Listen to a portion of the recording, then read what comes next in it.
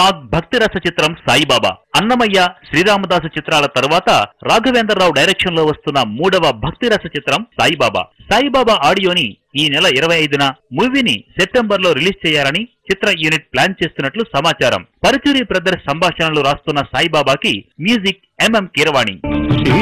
Sai